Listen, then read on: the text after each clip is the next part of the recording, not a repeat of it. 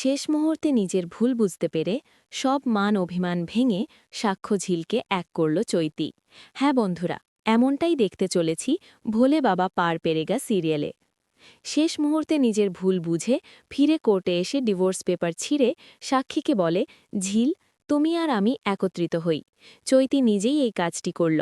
বন্ধুরা, আমরা এমন কিছুই দেখতে পারি পরবর্তী সিরিয়ালের পর্বগুলোতে, যখন সঠিক সময়ে ঝিলকে ফোন করে জানানো হয় যে তাদের ডিভোর্সের জন্য আইনজীবী ঠিক হয়ে গেছে এবং আজই ডিভোর্স সম্পন্ন হবে। ঝিল তখন বলে, ঠিক আছে, আমি চলে যাব।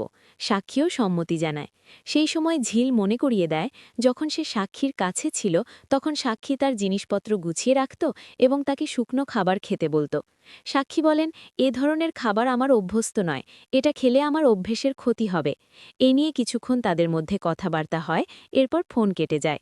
এরপর রায়পূর্ণা এসে সাক্ষীকে শুকনো খাবার খেতে বলে। সাক্ষী না করলে রায়পূর্ণা তাকে জোর করে খেতে বলল এবং জানতে চাইল, তুমি কার সঙ্গে কথা বলছিলে?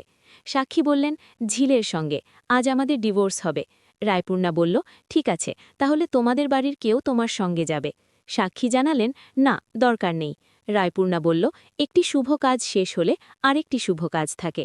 পরবর্তী শুভ কাজ হবে চৈতির বাড়িতে গিয়ে বিয়ে নিয়ে কথা বলা। সাক্ষী বললেন, ঠিক আছে, তোমরা বিয়ে নিয়ে কথা বলো। এরপর তিনি সেখান থেকে বের হয়ে যান।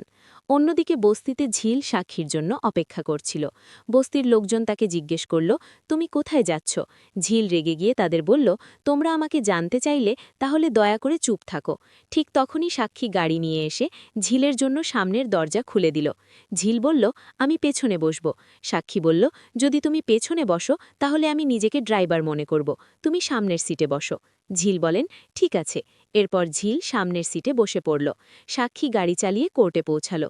কোর্টে গিয়ে তারা যখন ডিভোর্স পেপারে সই করার জন্য প্রস্তুত হচ্ছিল, ঠিক তখনই চৈতি কোর্টে এসে হাজির হয়।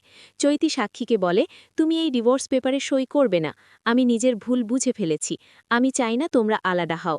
এরপর চৈতি ডিভোর্স পেপার ছিঁড়ে দিয়ে সাক্ষী ও ঝিলকে এক হতে বলে। তাহলে বন্ধুরা, যদি এমন কিছু ঘটে তাহলে তোমাদের কি অনুভব হবে জানাতে ভুলবে না। কমেন্টে লিখে আমাদের জানাও এবং পরবর্তী আপডেট পেতে আমাদের চ্যানেল সাবস্ক্রাইব করতে ভুলো না।